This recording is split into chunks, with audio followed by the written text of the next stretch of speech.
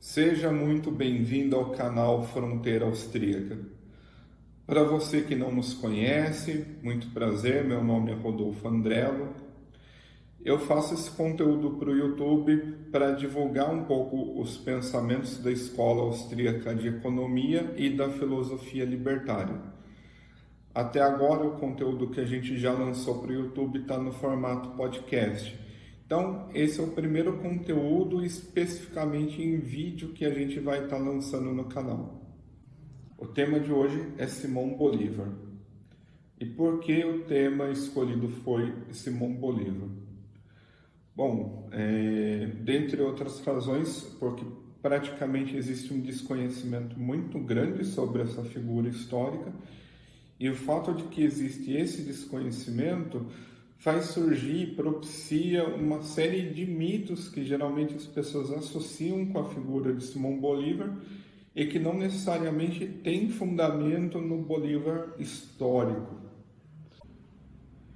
Então, o propósito é trazer algumas informações que vão desvincular aquela primeira ideia pré-concebida que as pessoas já têm quando elas escutam o nome de Simão Bolívar, porque geralmente os pensamentos associados são: Simão Bolívar tem a ver com Venezuela, PT, Hugo Chávez, e sim, de alguma forma, eles têm uma associação com a figura de Simão Bolívar, mas a nossa pesquisa vai mostrar que a apropriação que eles fazem do personagem Simão Bolívar é feita de uma forma totalmente distorcida. Ele não era esse herói do socialismo que é alardeado pela mídia. Ele, de repente, não é essa figura mítica que oferece um suporte quase que espiritual para o governo de Hugo Chávez. Então, vamos tratar um pouco disso. Bolívar é um personagem que vai nascer na Venezuela no mesmo período da Revolução Francesa. Então era uma época de efervescência do iluminismo e também se desdobrava na América Latina os processos de independência. Inclusive o Bolívar foi um dos personagens centrais nesse processo. Na Venezuela, na Bolívia, no Peru, ele participou de todos esses processos contra a coroa espanhola.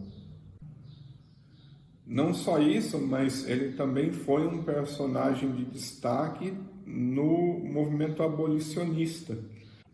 Ele também proclamou leis que determinavam a imediata libertação dos escravos. Mas isso faz dele um herói socialista, né? Vamos tratar um pouco de contexto. Algumas pessoas vão discordar dessa adjetivação do Bolívar como um herói socialista. Então veja essa citação.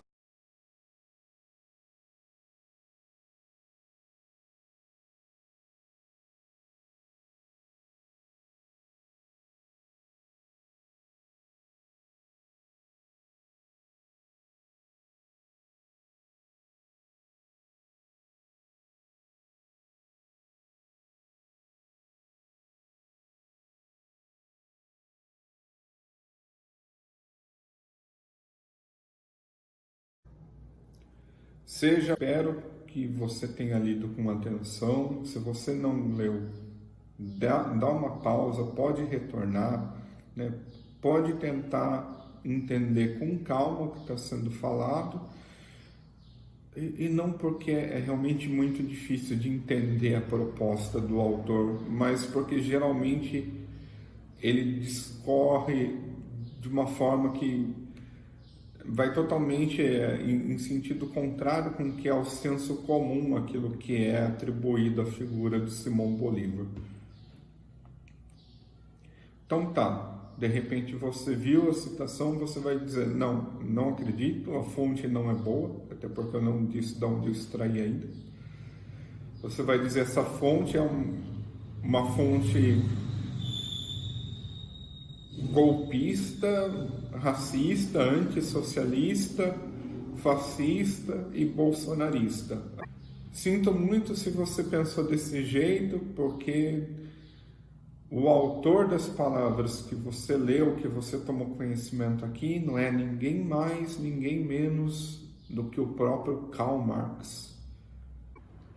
Ele usou todos aqueles adjetivos, toda aquela descrição injuriosa para descrever o personagem do Simão Bolívar. Então, na verdade, isso é uma citação literal daquilo que o Karl Marx escreveu para a Enciclopédia Americana. Ele foi contratado para escrever um verbete específico sobre o Simão Bolívar para essa enciclopédia. Mas, de repente, você fala, não, isso está fora de contexto, não pode ser desse jeito, alguma coisa tem que estar errada e tem que ter uma pegadinha nisso daí. Só que não tem. Quando Karl Marx foi confrontado se ele não teria sido duro demais com a figura do Simão Bolívar, ele respondeu numa carta para o colega dele, o Engels, o mesmo que escreveu com ele os livros mais famosos, o Manifesto Comunista e o Capital. Marx respondeu então a esse questionamento na carta para Engels, dizendo que Bolívar era o mais covarde, brutal e miserável dos canalhas. Então não foi um deslize, não foi um caso isolado. Marx pensava isso e, quando confrontado, ele não só vaticinou tudo que ele tinha falado, como também acrescentou outros adjetivos que não eram muito lá do interesse da propaganda bolivariana.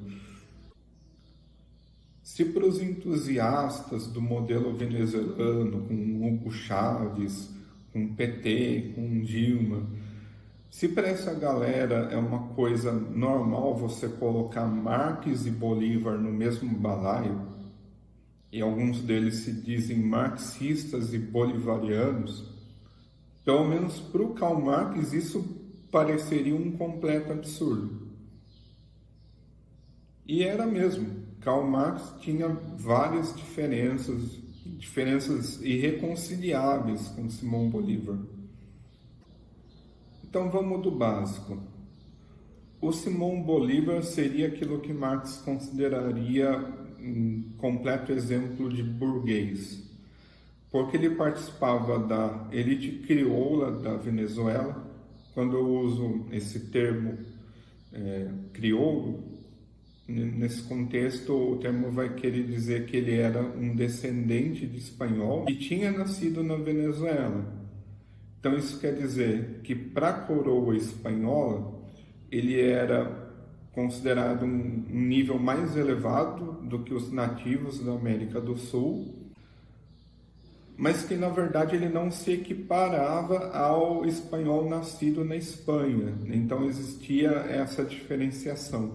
O latino ali, o nativo, o crioulo, que era pessoa de origem europeia e nascia na América Latina, e o espanhol propriamente dito. Só que, apesar do crioulo não ter esse mesmo status da coroa espanhola, ele não podia atingir certos cargos, ele ainda assim era considerado o topo, o ápice da hierarquia social na América Latina. A família de Simão Bolívar era uma família abastada. A mãe de Simão Bolívar tinha fazendas, tinha minas de prata. A condição dele era tão propícia, tão melhor do que a média, que ele mesmo foi morar na Europa com 14 anos. Ele foi para a Espanha. Na Europa ele visitou vários lugares, ele chegou inclusive a presenciar a coroação de Napoleão. Então ele não tinha poucos recursos.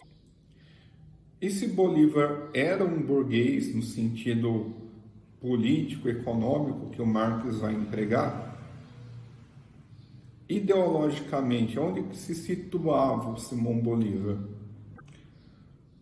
A maioria das pessoas responderia de uma forma bastante rápida. Ele se situava na esquerda, ele era um socialista, ou de repente ele era um marxista, né? Com menos conhecimento, a pessoa até responderia que Bolívar era marxista, mas isso é uma impossibilidade cronológica, não existia marxismo na época do Simão Bolívar. Ideologicamente, a palavra que define Bolívar é liberal. É isso por vários motivos. Como eu disse, ele foi ter uma experiência cultural na Europa, onde era uma temporada de efervescência do liberalismo, né? Revolução Francesa.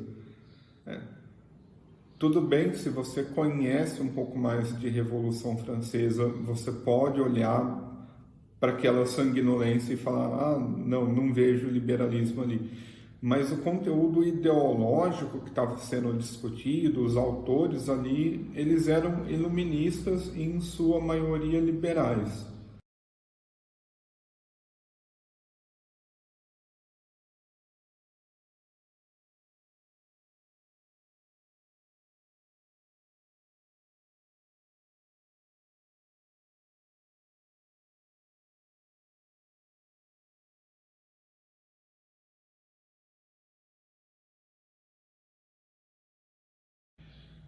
Essa faceta igualitarista também, que as pessoas pintam em torno do Simão Bolívar, também é uma outra distorção enorme do Bolívar do século XIX. Mas é claro, você não precisa acreditar em mim, então com a palavra o próprio Simão Bolívar.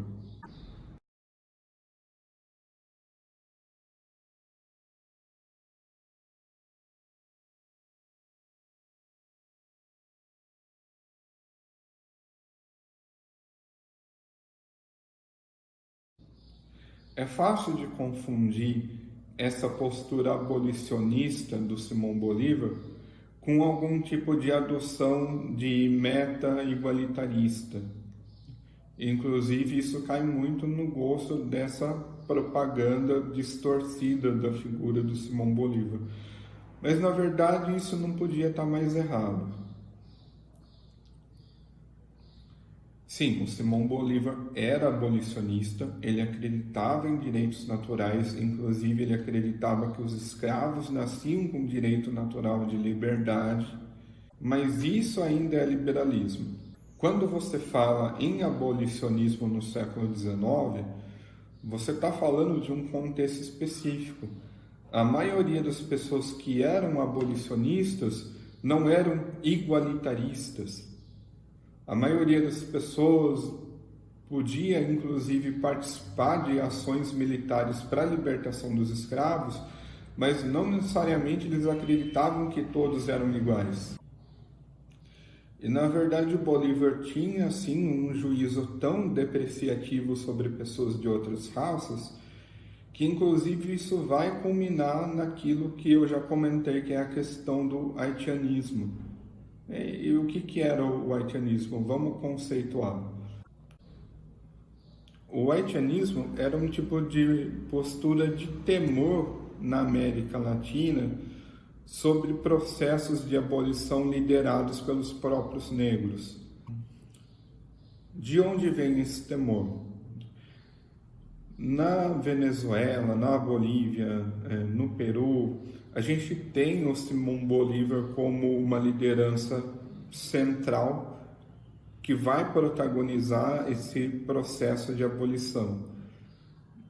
No Brasil, a gente tem inclusive a princesa Isabel assinando a Lei Áurea, o que vinculou a imagem dela também com a questão abolicionista. A elite de origem europeia acaba assumindo o protagonismo desse processo de libertação.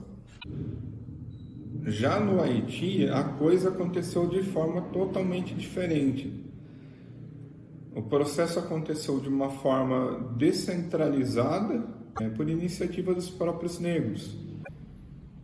Quando eles se encontravam na floresta a pretexto de algum evento cultural e religioso que os brancos não participavam, eles usavam aquela forma de privacidade para elaborar planos de uma revolta abolicionista. Eles tiveram um enorme sucesso, um sucesso impressionante. Eles conseguiram comunicar o plano para todas as outras senzalas, usando muitas vezes escravos que tinham acesso ao exterior das fazendas, dependendo das funções que eles exerciam. Eles começaram a comunicar, eles começaram a ter uma rede de comunicação, uma rede de informação muito eficiente. Eles conseguiram sincronizar toda a ação descentralizada em várias fazendas. Então eles se rebelaram simultaneamente e os senhores de escravos não tiveram nem chance. Mas foi, assim, um processo muito violento, né? Não estou aqui para criticar isso, né? Eticamente eles estavam sendo violados nos direitos naturais, então lançar mão de violência, né, como legítima defesa é belo e moral. Mas sim, aquele contexto de violência deixou os espanhóis, deixou os portugueses amedrontados. Eles começaram de toda forma a lutar contra esse tipo de evento, lutar contra aquilo que eles chamaram de haitianismo. Então começou a partir disso um movimento de preferência protagonizado por elites brancas para conduzir o processo de abolição de uma forma não tão traumática.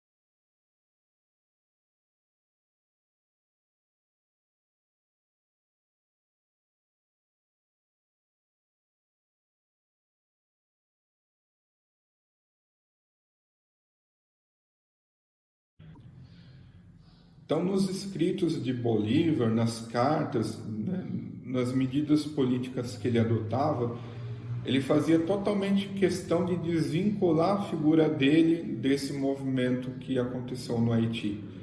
Ele queria mostrar que era uma alternativa mais civilizada do processo de abolição na América.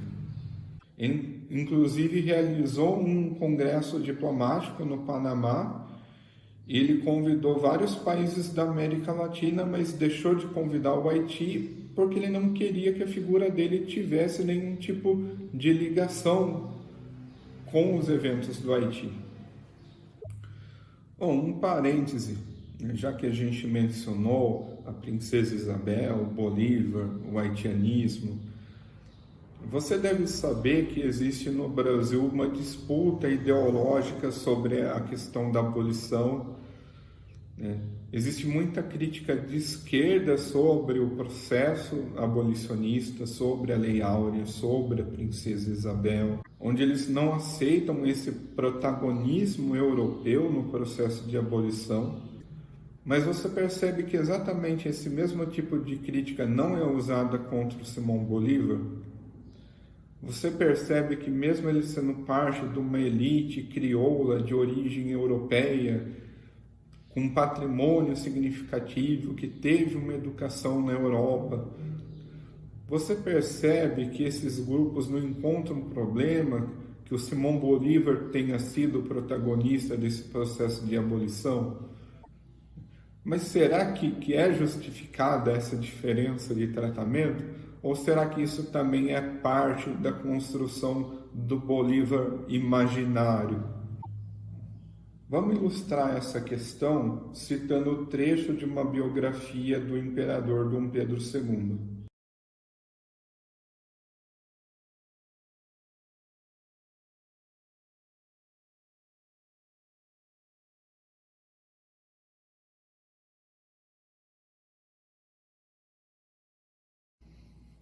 Aí, com base nessa citação, a gente consegue extrair que o imperador tinha escravos, que alguns desses escravos eram considerados escravos da nação e outros escravos eram considerados escravos particulares do imperador. E que, com relação a esses escravos particulares, o próprio imperador tratou de dar alforria. É lógico que uma pessoa mais crítica vai dizer, ele era o imperador, então ele também tinha poder político para dar alforria para os chamados escravos da nação. Mas vamos tentar aplicar esse mesmo raciocínio ao Simão Bolívar.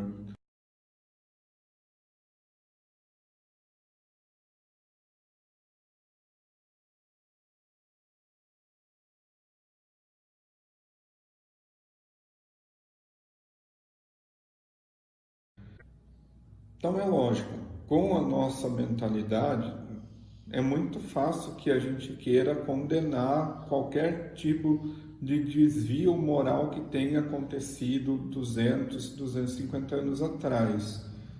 É bem justificado, inclusive, quando se trata da questão da escravidão que viola direitos naturais. Mas dependendo do rigor que a gente aplica a esses diferentes personagens, a gente precisa ou simultaneamente condenar Dom Pedro II e Simão Bolívar, ou simultaneamente absolver tanto Dom Pedro II como Simão Bolívar. Sim, porque se a posse de escravos denota uma condição imperdoável dessas pessoas, então sim, os dois são culpados do mesmo crime. Mas o que se vê cotidianamente é que o rigor que é aplicado a um caso é geralmente aplicado de uma forma muito diferente ao outro caso, dependendo das circunstâncias políticas. Ah, mas não, porque você ouviu na escola que a família real era preconceituosa, eles eram uns vilões, né? Isso já é ponto pacífico. Será mesmo? Claro que tem uma bibliografia que sustenta esse ponto, não tenho dúvida. Inclusive, eu vou trazer a citação da historiadora Mary Del Priore, que ela vai usar, inclusive, escritos da princesa Isabel para sustentar uma atitude racista por parte da princesa Isabel.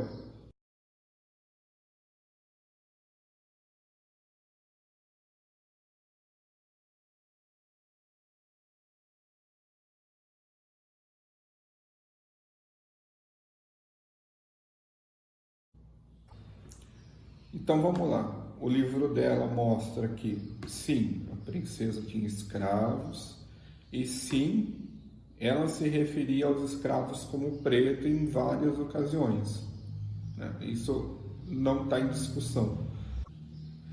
Mas se a partir desse critério a gente já está autorizado automaticamente a crucificar a princesa Isabel, tem uma outra pessoa que vai rodar junto com ela e eu acho que tem uma galera que não vai gostar disso.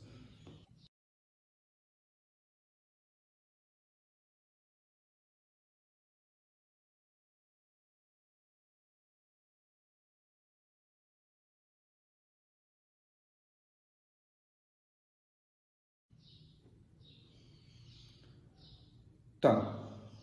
Se você achou que a princesa Isabel merecia o inferno porque ela usou a palavra preto nos escritos dela para se referir aos escravos, então agora você tem um problema, meu caro, porque não só essa citação usa o termo preto num sentido totalmente pejorativo, mas também essa pessoa ainda traz uma postura totalmente depreciativa sobre uma pessoa que provavelmente era mistura de várias raças.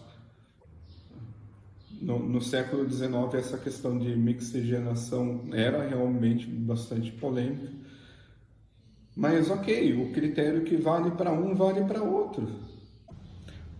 Mas a questão é, se você queria com muito afinco condenar a princesa Isabel, você vai precisar com muito mais afinco condenar esse cara. E esse cara não é ninguém mais, ninguém menos do que o próprio Karl Marx. Ah, não, não é possível, isso é mentira, isso é uma distorção dos fatos. Não, não é isso.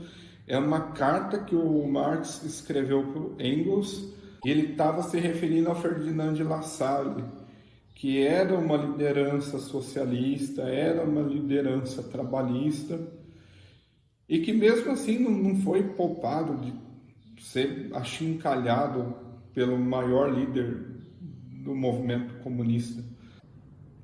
Você começa a perceber que o cerco se fecha, que não dá para sustentar essa ideia de marxismo e bolivarianismo em torno de todas essas bandeiras que a esquerda tenta aglomerar dentro do mesmo balaio. Em maio desse ano teve um evento na Câmara onde o deputado Luiz Felipe de Orlins e Bragança, o trineto da Princesa Isabel, ia protagonizar uma homenagem ali para a Princesa Isabel por causa do aniversário da proclamação da aprovação da Lei Áurea.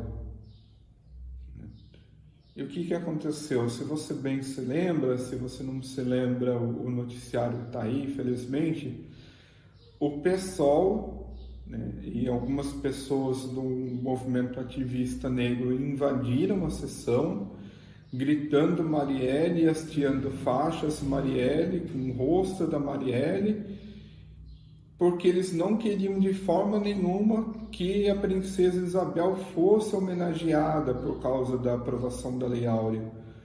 Sim, a esquerda tem um ranço muito grande quando se trata de Lei Áurea.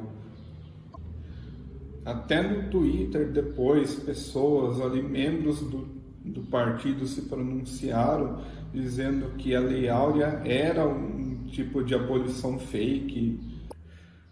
Falsa abolição, na verdade, é o termo mais exato que eles usaram.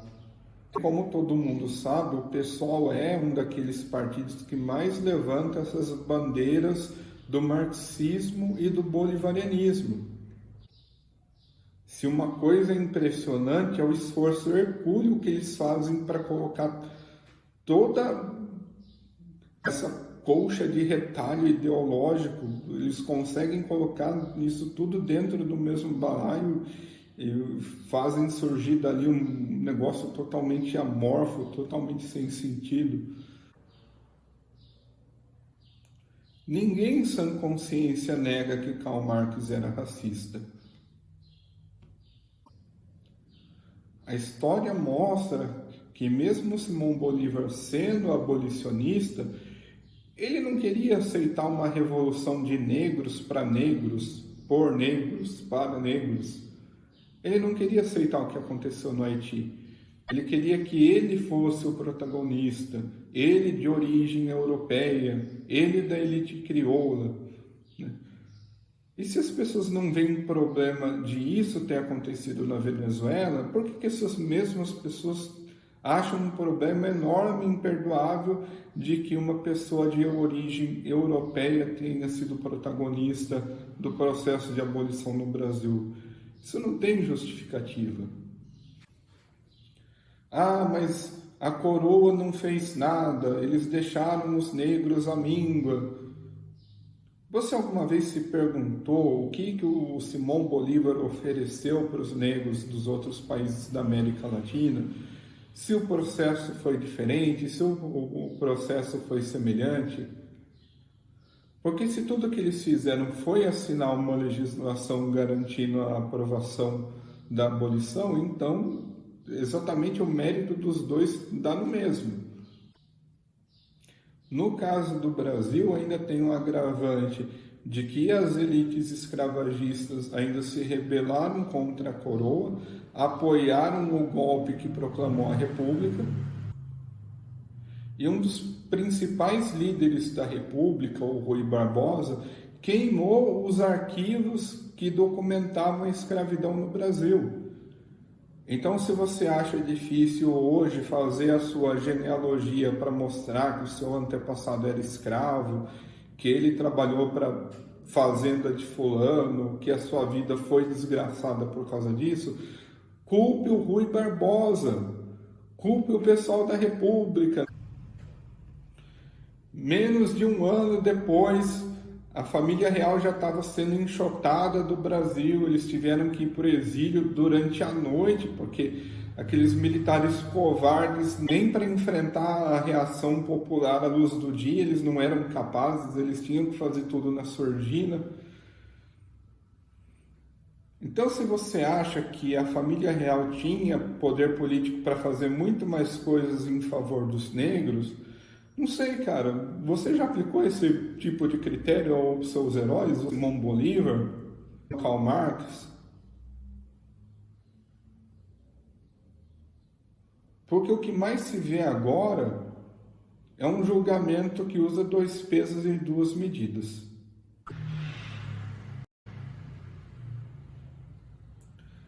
Tá, mas não, você não é obrigado a acreditar nesse youtuber aleatório que está falando um monte de bobagem na sua tela. Vamos então para um blog chamado Orientação Marxista, onde o marxista Gustavo Henrique Lopes Machado escreve um texto: Bolívar, o grande mito latino-americano.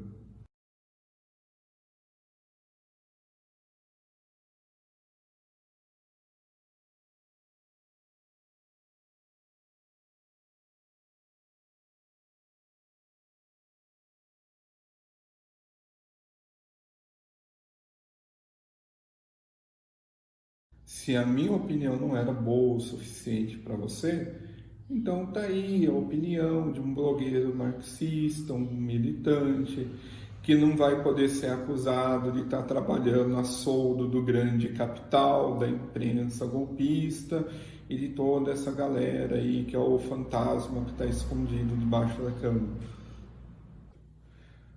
Ainda sobre o apoio militar que o Bolívar recebeu ali de personagens importantes da Europa, o texto dele ainda continua apresentando.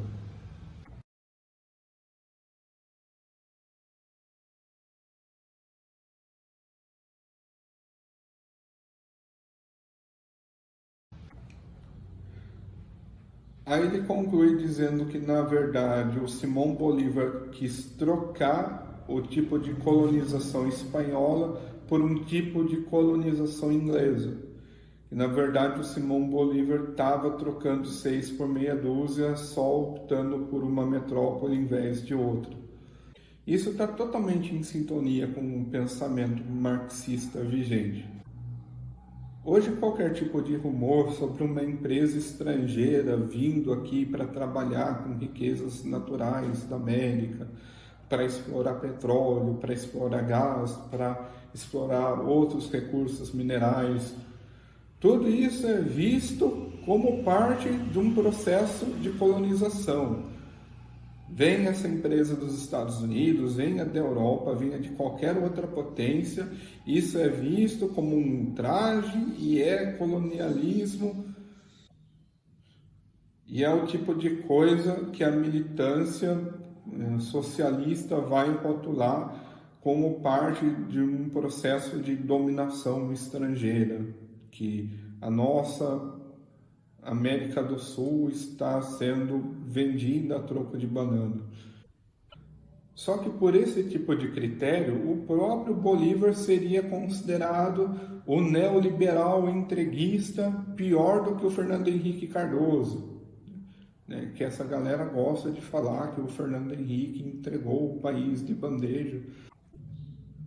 Tem até um jornal da Nicarágua chamado El Nuevo Diário, que ele traz uma matéria justamente discutindo isso, né, a disposição do Bolívar de chamar empresas inglesas, chamar operadores estrangeiros para explorar minas de metais preciosos.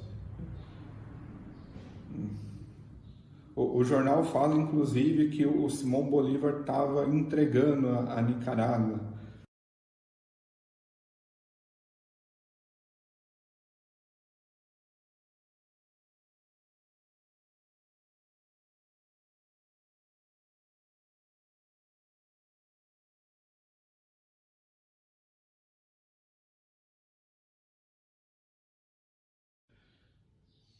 Então isso tudo vai corroborar com a conclusão de que o Bolívar, na verdade, não era um cara muito voltado para as ideologias. A faceta heróica do Simão Bolívar não era tão heróica assim. Que ele não tinha um compromisso inexorável de ser fiel a um conjunto de ideias, né, um preceito filosófico. Por causa dessa questão do Bolívar pragmático, que ele não vai ver nenhum problema em você ter ingleses explorando recursos naturais da América Latina. Para ele isso faz todo sentido. E aliás, se a crítica do Karl Marx estiver certa, e eu acho que dessa vez ele realmente acertou, então o plano real do Simão Bolívar, a motivação que impulsionava ele desde o princípio, era a construção de uma supernação na América Latina e tendo ele mesmo como ditador supremo. Então veja bem, se era esse o interesse do Simão Bolívar, o que ele vai preferir? Ele vai preferir ingleses trabalhando aqui no grande país, na grande nação que ele construiu e fazendo uma exploração liberal de recursos naturais? Ou será que ele vai preferir algum tipo de república de bananas idílica e utópica? Uma questão que pode ser levantada. A opinião de Karl Marx sobre Simão Bolívar era acertada? Ele foi justo com o tipo de abordagem que ele fez? Eu não vejo nenhum problema, eu não vejo nenhum motivo para não aceitar a descrição de fatos que o Karl Marx faz sobre o Simão Bolívar como uma descrição válida. A ênfase nos aspectos negativos, e isso, claro, é outra coisa, né? Talvez ele tivesse outros elogios para fazer sobre o Simão Bolívar e ele acabou se esquivando. Na descrição que o Karl Marx faz, o Simão Bolívar foge covardemente do campo de batalha 6 vezes. Ele com certeza não foi descrito como um herói bravo, com a virtude acima de tudo e um código de cavalaria, nada disso. Na verdade, o Karl Marx se esforçou para criar uma imagem que fosse totalmente o oposto. Então, quanto aos fatos, eu não acho que Karl Marx mentiu, mas a motivação, essa sim, pode ser discutida. Se você lembrar também de tudo que o Karl Marx falou de desprezo sobre a figura do Ferdinand Lassalle, apesar de que o Lassalle fosse um socialista, de que eles fossem até aliados naturais, isso em conjunto com todo o desprezo que o Marx traz sobre a figura do Bolívar, isso, na verdade, ele vai falar mais sobre o próprio Karl Marx do que sobre as pessoas de quem ele está falando, né? Eu não tenho nenhuma dúvida de que quando o Karl Marx identifica no Bolívar um projeto de ditador absolutista, um praticamente candidato a monarca absoluto, na verdade ele está reconhecendo no Bolívar os próprios defeitos que ele, Karl Marx, tem. Porque sim, é muito mais fácil que um indivíduo reconheça nos outros indivíduos aquelas qualidades e defeitos que ele mesmo ostenta, principalmente os defeitos. Então, o problema de Marx com Simão Bolívar vai ser uma questão de narcisismo. Vai ser uma questão de quem vai ter o protagonismo de poder se ver como o ápice, o suprassumo da expressão de um libertador, de um projeto de transformação da sociedade. No subconsciente de Karl Marx provavelmente existia uma ideia fixa: eu sou o Senhor e fora de mim não há outro. Antes de mim nenhum Deus se formou e nem depois de mim nenhum outro haverá. Eu mesmo sou o Senhor e fora de mim não há salvação. Bom, galera, espero que vocês tenham gostado. Essa foi a nossa primeira tentativa de trabalhar com o formato de vídeo. Provavelmente vai ficar com uma cara meio de trabalho amador, mas não tem como ser diferente. A maioria dos canais fazem uma ou outra pataquada no começo, mas eu espero que o conteúdo em si tenha sido do agrado de vocês. Não que realmente isso vá conseguir agradar todo mundo. Na verdade, a minha expectativa é que muita gente arranque os cabelos, mas eu espero realmente que eu tenha conseguido apresentar um trabalho bem feito, que tenha sido uma produção digna daquilo que a gente se propôs a princípio. Se vocês gostaram, deixa um like, vocês podem dar o feedback de vocês aí nos comentários, compartilhamentos, a divulgação do canal, do vídeo são sempre muito bem-vindos. E é claro, críticas, sugestões, fica tudo a cargo de vocês. Meu muito obrigado pela paciência, por esse vídeo gigante que vocês viram e espero que vocês estejam aqui mais e mais vezes para prestigiar o nosso trabalho. Imposto é roubo.